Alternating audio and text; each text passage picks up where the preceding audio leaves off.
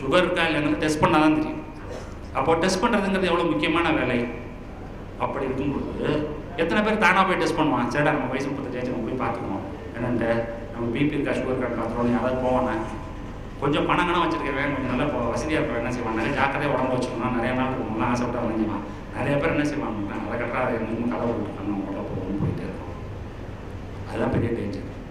அது மாதிரி டேஞ்சர் வரும்போது என்ன ஆகணும் அப்படின்னா, 20 வருஷம் பார்க்காம போனான்னு வச்சுங்க சுகர் இருக்கிறத, கிட்னி ஃபெயிலியரில் போய் முடியும். அதே மாதிரி பிபி 20 வருஷம் இருக்கிறத பார்க்காம போனால் 20 வருஷம் பார்க்காம போகிறோம்னா ஸ்ட்ரோக்கில் போய் முடியும். அல்லது கால் எடுக்கிற மாதிரி ஆகிடும், கை எடுக்கிற மாதிரி ஆகிடும். அப்போ போய் பார்த்தீங்கன்னா ஜிஹெச்சில் போய் பார்த்தீங்கன்னா, எந்த பெரிய கவர்மெண்ட் ஹாஸ்பிட்டலில் போய் பார்த்தீங்கன்னா நெஃப்ராலஜின்னு ஒரு டிபார்ட்மெண்ட் இருக்குது. நெஃப்ராலஜிக்கு வேலை என்னன்னா சிறுநீரக வைத்தியம் பார்ப்பது. அவங்க என்ன சொல்கிறாங்க, 20 வருஷத்துக்கு மட்டும் 20 பேர் இருந்தால் பெரிய விஷயம். இப்பொழுது சராசரியாக மெட்ராஸில் இருக்கக்கூடிய ராஜீவ்காந்தி மெடிக்கல் காலேஜ் ஹாஸ்பிட்டல் இருக்குல்ல, அது சராசரியாக ஒரு நாளைக்கு 300 பேர் இருக்கிறாங்க டயாலிசிஸ் பண்ணாங்க. ஒரு நாளைக்கு 300 பேர். அது மாதிரி அங்கே எத்தனை ஹாஸ்பிட்டல் யோசிச்சு பாருங்க. அது மாதிரி எல்லா மெடிக்கல் காலேஜ் ஹாஸ்பிட்டலையும் அதுதான் பிரச்சனை. அப்போ இது எப்படி தவிர்க்கிறது? எப்படி தவிர்க்கணும்னாக்க முதல்ல தமிழ்நாட்டில் இருக்கக்கூடிய எல்லாருக்கும் டெஸ்ட் பண்ணி பார்க்கணும். என்ன டெஸ்ட் பண்ணி பார்க்கணும்? அவங்க பிபி இருக்கா சுகர் இருக்காங்க. அதுக்காக இந்த 3 ஆண்டுகளாக ஒரு திட்டம் செயல்படுத்தி கொண்டு இருக்கிறது. அது பேர் என்னன்னு கேட்டிங்கனாக்கா மக்களை தேடி மருத்துவம்னு. அது வேலை என்ன அப்படின்னு கேட்டால், ஒவ்வொரு கிராமமாக போய் 30 வயசுக்கு மேலே இருக்கவங்க ஆம்பளை பொம்பளை எல்லாரையும் ஸ்க்ரீன் பண்ணுறது. அவங்கள என்ன செய்வாங்கன்னு கேட்டிங்கன்னா பிபி இருக்கா, அவங்கள்ட்ட சாம்பிள் வாங்கிட்டு போய் டெஸ்ட்டு லேபில் கொடுத்து டெஸ்ட் பண்ணி சுகர் இருக்கா அப்படிங்கிறத பார்த்துட்டு டாக்டர்கிட்ட அவங்கள யாருக்கு இருக்கோ அவங்கள அழைச்சிட்டு போய் இது இருக்குல்ல பிரைமரி ஹெல்த் சென்டர், ஆரம்ப சுகாதார நிலையம், அங்கே அழைச்சிட்டு போய் அந்த டாக்டர் பார்த்துட்டு அவருக்கு உண்டான மருந்து எழுதி கொடுத்ததுக்கு பிறகு அந்த மருந்துக்கு ஒரு டப்பா வேறு கொடுத்துருக்கும். அந்த டப்பாவுக்கு மருந்தெல்லாம் போட்டு அவங்க கையில் கொடுத்து லிஸ்ட்டு மேலே எழுதியிருக்கும். காலையில் இதை சாப்பிடவும், மதியானம் இதை சாப்பிடவும், இரவு இதை சாப்பிடவும் அப்படின்னு சொல்லிட்டு 30 நாளைக்கு ஒரு தடவை போய் பார்க்குறாங்க. அந்த மருந்தெல்லாம் சாப்பிட்டீங்களா? சாப்பிட்டாச்சுனாக்கா அடுத்த 30 நாளைக்கு உண்டான மருந்து அவங்களே கொண்டு கொடுத்துருவாங்க வீட்டில். அதுக்கு பேர் தான் மக்களை தேடி மருத்துவம். முன்னாடி எப்படி இருக்குது அப்படின்னு கேட்டிங்கன்னா, நீங்கள் ஆஸ்பத்திரிக்கு போனீங்கன்னா இங்கே வான்னு கூப்பிட்டு உங்களை டெஸ்ட் பண்ணிட்டு இருந்தான். எவ்வளோ பேர் ஆஸ்பத்திரிக்கு போவாங்க? அந்த மாதிரி இல்லாமல் இப்போ மக்களை தேடி மருத்துவம் ஆரம்பிச்சதுனால சொன்னால் நம்ப மாட்டீங்க, என்ன இருக்கு அப்படின்னாக்கா 40 லட்சம் பேருக்கு என்னன்னாக்கா இது வரைக்கும் அவங்க ஸ்க்ரீனே பண்ணதில்லை. நம்ம இது வரைக்கும் எத்தனை பேர் 2.5 கோடி பேரை ஸ்க்ரீன் பண்ணியிருக்கோம். இன்னும் எத்தனை பேர் பண்ணாண்டிருக்கோம்னா 6 கோடி பேரை பண்ணாண்டிருக்கு. 2.5 கோடி பேரை ஸ்க்ரீன் பண்ணதுலேயே 30 லட்சம் பேருக்கு இது வரைக்கும் இருக்குங்கிறதே நமக்கு தெரியல. இப்போ அவ்வளோ பேரை புதுசாக கண்டுபிடிச்சிருக்கோம். கண்டுபிடித்து அவர்களுக்கெல்லாம் என்ன நடந்து கொண்டு இருக்கிறதுன்னு கேட்டிங்கன்னா, அவர்களுக்கு உண்டான மருந்து மாதம் கொடுக்கப்பட்டு கொண்டிருக்கிறது. இப்போ என்ன அடுத்தது இனிமேல் நம்ம என்ன செய்யணும்னு கேட்டிங்கன்னா, இன்னொரு ஆளை போடணும் ஒரு வீட்லேயே அப்படின்னா வேலைக்கு வாய்க்குள்ள போட்டு மருந்து ஒரு தண்ணி ஊற்றுறது தான் செய்யலை. அது வரைக்கும் எல்லாம் செஞ்சாச்சு. இது மக்களை தேடி மருத்துவத்துக்கு. இப்போது இதை பண்ணதுக்கு அடுத்த ஸ்டேஜ் என்ன அப்படின்னு கேட்டிங்கனாக்கா, எப்பயுமே டயபெட்டிஸ் ரொம்ப நாளாக இருக்குது அப்படின்னு சொன்னால் என்ன வரும்? காலில் புண்ணு வரும். இந்த காலில் புண்ணு வந்ததுன்னா புண்ணு இருக்கிறதுங்கிறதே தெரியவே தெரியாது. ஏன்னா டயபெட்டிஸ் எப்போ இருந்தாலும் என்னன்னாக்கா வலியை உணர்த்தக்கூடிய நரம்புகள் இருக்குல்ல மூளைக்கு, அதெல்லாம் என்னாச்சுன்னா வேலை எடுக்கும் தன்மையை இழந்துவிடும். அப்படி இழந்து விட்டுனா காலில் இருக்க புண்ணு என்ன ஆகுனா புறையோடி போகிறது. நம்ம தமிழில் சொல்லுவோம் இல்லையா, புறையோடி போச்சுன்னா வேறு வழியே கிடையாது. அதுக்கப்புறம் என்ன செய்யணும்? அதை வெட்டி எடுக்க வேண்டியது தான், ஆம்பியூட்டேட் பண்ணுறது தான் வேலை. அப்போது என்ன பண்ணாங்க அப்படின்னாக்கா, இந்த சர்வே பண்ணியிருக்கோம்.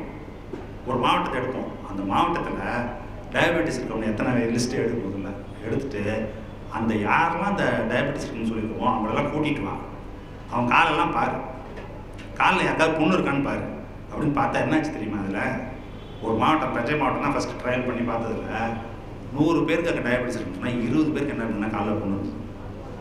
அப்போது என்ன பண்ணியிருக்கோம் அப்படின்னாக்கா, பாதம் காப்போம்னு ஒரு திட்டம் தமிழ்நாடு முழுவதும் செயல்படுத்தப்படக்கூடாது. என்ன அப்படின்னு கேட்டிங்கன்னா, யாருக்கெல்லாம் டயபெட்டிஸ் இருக்கோ எல்லாருடைய பாதத்தையும் பார்த்து யாருக்கெல்லாம் புண்ணு இருக்கிறதோ அதற்கு மருந்து கொடுக்குறது. எதற்கு?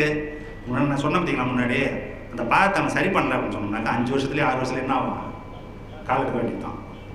காலை ஃபஸ்ட்டு கொஞ்சமாக எடுப்பாங்க, அப்புறம் 3 நாளைக்கு 3 எடுப்பாங்க, அப்புறம் 3 நாளைக்கு 3 எடுப்பாங்க. அதை தவிர்க்க வேண்டும் சொன்னால் அதுக்கு உண்டான வருமுன் காப்போம் மாதிரி அந்த திட்டத்தை செயல்படுத்த வேண்டும். இதை நான் ஏற்கனவே சொன்ன மாதிரி கொஞ்சம் வசதி இருக்கிற ரெகுலராக டாக்டர்கிட்ட போகிறவங்க அதெல்லாம் கரெக்டாக பார்த்துக்கலாம். இப்போ விஜயாவுக்கு போகிறீங்க, அப்போலோவுக்கு போகிறீங்க, அந்த பேக்கேஜ் இருக்குல்ல, என்ன பேக்கேஜ், ஹெல்த் செக்அப் பேக்கேஜ் போகிறீங்கன்னு வச்சுங்களேன், காலை படுக்க வச்சு காலை பார்க்குறது ஒரு ஒரு ஒரு ஆஸ்பெக்ட். அது டயபெட்டிஸ் இருந்தாலும் இல்லாட்டி என்ன செய்வாங்கனாக்கா அதுக்கு ஒரு டாக்டர் இருப்பான். அவன் காலை பார்த்துட்டு அமைக்கலாம் பார்த்துட்டு புண்ணு இருக்கான்னு பார்த்துட்டு அவன் கொடுத்துட்டு புண்ணெல்லாம் எழுதி கொடுத்துருவான். வாய்க்காட்டில் வேலை செய்கிறவனுக்கு யார் பாப்பா? அவன் நினச்சிட்டு இருப்பான் காலில் ஏதோ அடிபட்டு தரலாம் தான் வந்துருக்கு. அப்போது இது எல்லாருக்கும் மட்டும் போய் சேர்க்கணும்னு சொன்னாங்க. அந்த மாதிரி ஒரு திட்டத்தை செயல்படுத்துகிறோம்.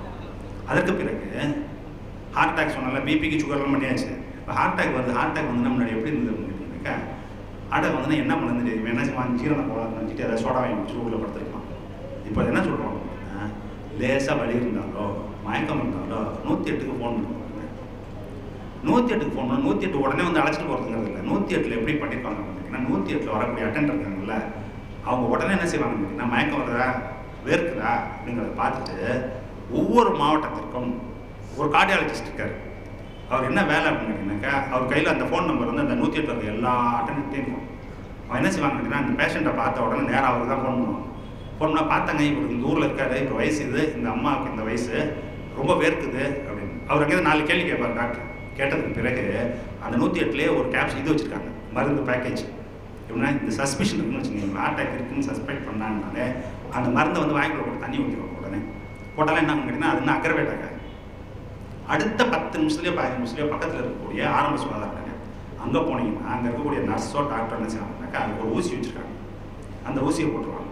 மறுபடியும் 108ல் ஏற்றி நேராக அடுத்த அரை மணி நேரத்திலையோ 3/4 மணி நேரத்திலையோ பக்கத்தில் இருக்கக்கூடிய அரசு மருத்துவக் கல்லூரி இருக்குல்ல, அதில் கொண்டு போய் சேர்த்துருவாங்க. அரசு மருத்துவக் கல்லூரி எல்லா மருத்துவக் கல்லூரியிலையும் என்ன இருக்குதுன்னா, கேத்தலாப்னு சொல்லக்கூடிய அமைப்பு உருவாக்கப்பட்டிருக்கிறது. அவர் என்ன செய்வாங்க, அடுத்த அரை மணி நேரத்தில் அங்கே இருக்கக்கூடிய இதய மருத்துவர் அவரை பார்த்துட்டு அவருக்கு ஆன்ஜியோ பண்ணி ஸ்டென்ட் வைக்கணும்னா கையோடு வச்சு விட்ருவாங்க. அதுக்கு உண்டான செலவை ஏற்பதற்கு என்ன இருக்குது, முதல்வர் காப்பீட்டு திட்டமும் ஒன்று இருக்குது. அதில் பில்லை போட்டுட்டு அதை போட்டு அனுப்பிச்சி விட்ருவாங்க. நான் இப்படி 4 வருடங்களுக்கு முன் சென்னை தமிழ்நாடு முழுவதும் இருக்கக்கூடிய மருத்துவக் கல்லூரி மருத்துவமனைகள் இருக்குல்ல, அதில் கேத்லாபில் ட்ரீட் பண்ணவங்களுடைய எண்ணிக்கை 2000 பேர் வருது ஒரு வருஷத்துக்கு. ஆனால் இன்று 35,000 36,000 பேருக்கு வந்து என்ன பண்ணிக்க அவருடைய மரணத்திலிருந்து அவர்களை காப்பாற்றிருக்கிறோம். அப்போ அதுக்கு ஒரு டேட்டா எடுத்து பார்த்தோம். அந்த டேட்டா எடுத்து பார்த்தோம்னாக்கா, இந்த திட்டம் அறிவிக்கப்பட்ட பிறகு நெஞ்சு வலிக்குதுன்னு சொல்லி ரிப்போர்ட் பண்ணி 108 போனதுக்கப்புறம் எத்தனை பேர் செத்து போயிருக்காங்க அப்படின்னா, ஃபேட்டாலிட்டி ரேட்னு சொல்லுவோம் இல்லையா, அது 2%. அப்போ எவ்வளோ பேரை காப்பாற்ற முடிஞ்சிருக்கோம்னால 98% காப்பாற்ற முடிஞ்சிருக்கு. இப்போது இந்த மாதிரி திட்டங்களை எல்லாம் செயல்படுத்துவதற்கு அடிப்படையாக என்ன அப்படின்னாக்கா, முதல்ல உங்களுக்கு வந்து என்ன இருக்குன்னா, அரசுக்கு கொள்கை இருப்பதில்லை, அரசு திட்டம் வகுப்பதுங்கிறது இல்லை. முதல்ல நீங்கள் வந்து என்னன்னு கேட்டீங்கன்னாக்கா, இது எல்லாத்தையும் கொண்டு போய் சேர்க்கணும், எல்லாரையும் காப்பாற்றிடணும், எல்லாத்தையும் படிக்க வச்சுக்கணுங்கிற ஒரு ஐடியாலஜிக்கல் கமிட்மெண்ட் வேணும். அது இருந்தால் மட்டும்தான் என்ன செய்ய முடியும் அப்படின்னு கேட்டிங்கனாக்கா, இந்த மாதிரி திட்டங்களை வகுக்க முடியும், இந்த மாதிரி திட்டங்களை செயல்படுத்த முடியும்.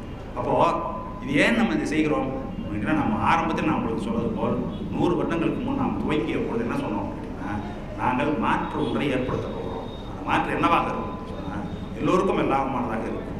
இப்போ எல்லோருக்கும் எல்லாமாக அம்பேத்கர் சொன்னது மாதிரி அது வந்து என்னவாக இருக்க முடியாது, ஒரு சமத்துவமிக்க ஒரு சமுதாயம். சமத்துவம்னா எதில் சமத்துவம், கல்வியில் சமத்துவம், மருத்துவத்தில் சமத்துவம். 2 தான் சொல்லியிருக்கேன்.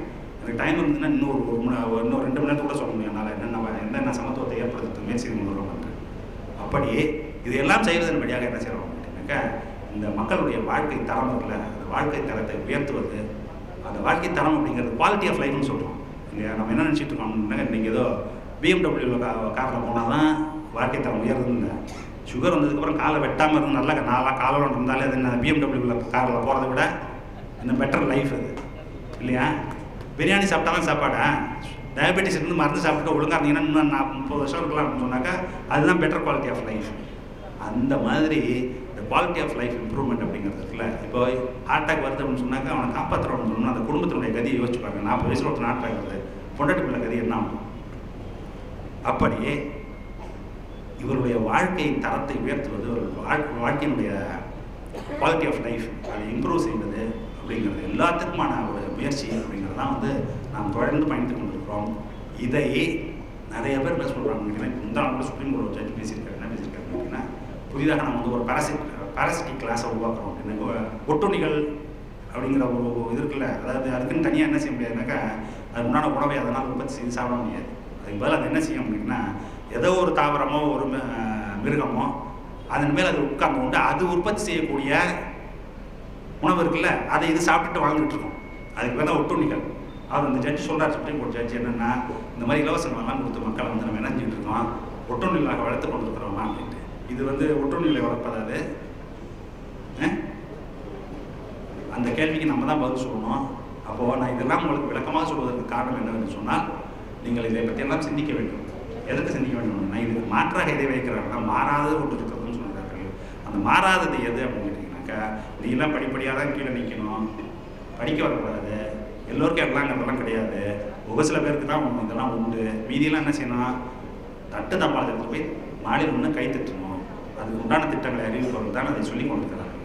அதை பற்றியெல்லாம் புரிதல் நமக்கு வேண்டும் என்பதற்காகத்தான் இந்த வாய்ப்பை பயன்படுத்தி உங்களுக்கெல்லாம் இந்த கருத்துக்களை எடுத்து சொல்வதற்காக வந்தேன். அதை போதுமான அளவுக்கு சொல்லியிருக்கேன்னு நினைக்கிறேன். இன்னொரு மேலும் ஒரு வாய்ப்பு கிடைத்தால் இதை விட விளக்கமாக அறிப்பேன் என்று கூறி இந்த வாய்ப்புக்கு நன்றி கூறுகிறேன்.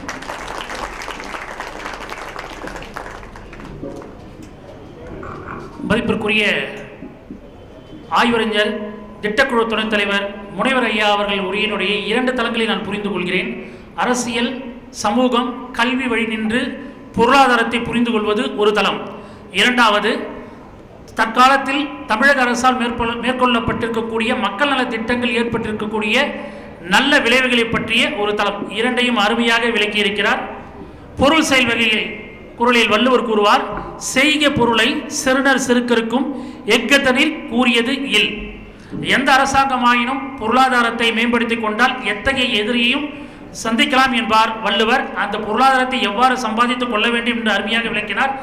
இரண்டாவது, பிரெஞ்சு புரட்சி பற்றி ஐயா அவர்கள் கூறினார். பேரறிஞர் அண்ணா அவர்கள் எழுதிய 2 நூல்கள் கவனத்துக்கு வருகின்றன. வால்டர் வீசிய வெடிகுண்டு, இரண்டாவது மக்களின் கரமும் மன்னனின் சிரமம் என்று. மக்கள் பசியால் பட்டினியால் துடித்துக் கொண்டிருந்த போது மேரி ஆண்டனியோ என்ற பிரெஞ்சு அரசியை மக்கள் ரொட்டி இல்லை என்று கேட்கிறார்கள். லெட் தம் ஈட் கேக் என்கிறாள். கேக் சாப்பிடுங்க, ரொட்டி இல்லாட்டினா கேக் சாப்பிடுங்கன்னு சொன்னா அந்த ராணி. அவங்களுக்கு ரொட்டி என்ன விலை, கேக் எவ்வளோ விலை உயர்ந்தது அவங்களுக்கு தெரியல. அப்போ மக்கள் கண்டுபிடித்தது தான் கில்லட்டின் என்ற இயந்திரம். அதுதான் மக்களின் கரமும் மன்னனின் சிரமம். அது லூயி 14 சொன்னார், வாட் இஸ் த கவர்மெண்ட், ஐ ஆம் த கவர்மெண்ட். அரசாங்கம், நான் தான் அரசாங்கம் என்றான். அவனுடைய தலையும் மனைவியின் தலையும் அந்த கில்லட்டின் என்ற இயந்திரத்தால் வெட்டி தள்ளப்பட்டது. அதுதான் பிரெஞ்சு புரட்சி. பேரறிஞர் அண்ணா எழுதிய அந்த புத்தகம் இங்கே கிடைக்கிறது, தயவு செய்து வாங்கி வாசித்து பாருங்கள். அருமையானது ஒரு உரையை வழங்கிய மதிப்பிற்குரிய மாநில திட்டக்குழு துணைத் தலைவர். அந்த பதவி எளிதானது ஒன்றல்ல. ஒரு காலத்தில் மத்திய அரசில், ஒன்றிய அரசில் பிரணாப் முகர்ஜி அவர்கள் வகித்த பதவி, மாண்டேக் சிங் அலுவாலியா அவர்கள் வகித்த பதவி. அது அற்புதமான ஒரு உரையை வழங்கிய மதிப்பிற்குரிய திரு முனைவர் ஐயா அவர்களுக்கு நன்றி. அடுத்து, மாவட்ட மைய நூலகத்தில் தன்னுடைய 1545வது புரவலராக தீசா தங்கவேல் அவர்கள், கிராம உதவியாளர், தகப்பனார் பெயர் சாமிக்கண்ணு, திருவண்ணாமலை ஐயா அவர்கள், நம்முடைய நிரஞ்சன் ஐயா அவர்கள் திருக்கரங்களால் அதனை செலுத்தி மாவட்ட நூலக அலுவலர் திருமதி பே வள்ளி ஜெயரஞ்சன் ஐயா அவர்களுடைய திருக்கரங்களால் அதனை செலுத்தி நம்முடைய பே வள்ளி நூலக அலுவலர் அம்மா அவர்களிடம் ஒப்படைக்கிறார். 1545வது புரவலர். தமிழகத்திலேயே முதல் அதிக புரவலர்களை கொண்ட மாவட்டம் திருவண்ணாமலை மாவட்ட மைய நூலகம் என்பது சிறப்புக்குரிய செய்தி. நம்முடைய மாண்புமிகு பொதுப்பணித்துறை மற்றும் நெடுஞ்சாலைத்துறை அமைச்சர் அவர்கள் சில பகுதிகளில் சில இடையூறுகள் வந்தபோது அவற்றையெல்லாம் பட்டா வழங்க வேண்டும் என்று நினைத்தார்கள். அதற்கான ஆயத்த பணிகளை இவரிடத்தில் கொடுத்தால் சிறப்பாக செய்வார் என்று அந்த பணிகளை கொடுத்த உடனடியாக அதற்கான ஆயத்த பணிகளை செய்து அவற்றில் வெற்றிகரமாக நம்முடைய அமைச்சர் அவர்களின் பாராட்டை பெற்ற வட்டாட்சியர் திரு கே துரைராஜ் ஐயா அவர்கள் இப்பொழுது நன்றியுரை வழங்குகிறார்.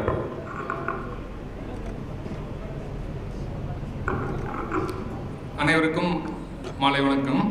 மாண்புமிகு தமிழ்நாடு முதலமைச்சர் அவர்களின் அணைக்கிணக்கமும், மாண்புமிகு பொதுப்பணிகள் மற்றும் நெடுஞ்சாலைத்துறை அமைச்சர் அவர்களின் அண்ணன் அவர்களின் வழிகாட்டுதலின்படி, மதிப்பிற்குரிய மாவட்ட ஆட்சித்தலைவர் அவர்களின் வழிகாட்டுதலின்படி நேற்று நமது திருவண்ணாமலையில் புத்தக திருவிழா இனிதாக துவங்க பெற்று இன்று முதல் நாள் நிகழ்ச்சியாக இன்று இனிதாக நடைபெற்றது.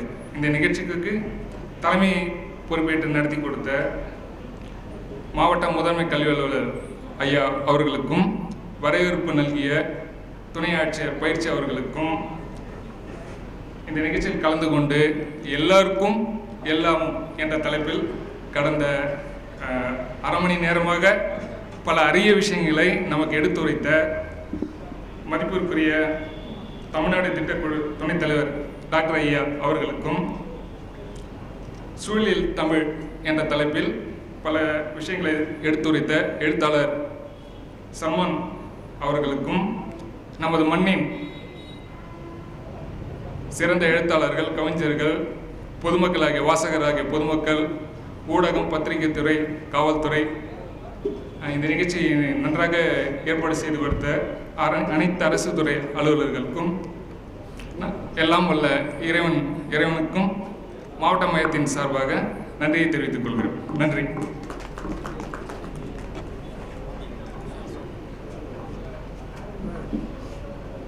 இன்றைக்கு நூலக திருவிழாவை, புத்தக திருவிழாவை பார்வையிட்டவர்களுடைய எண்ணிக்கை 2426 பேர் பார்வையிட்டிருக்கிறார்கள்.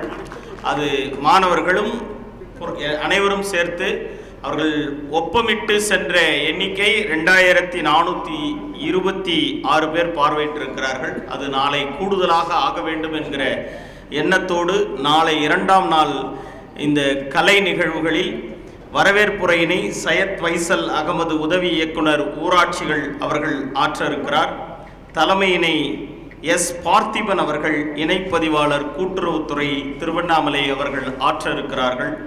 கலை நிகழ்ச்சிகளை ஸ்ரீ கலாரத்னா நாட்டியாலயா பள்ளி திருவண்ணாமலை அவர்கள் பரதநாட்டிய கலைகளை வழங்க இருக்கிறார்கள்.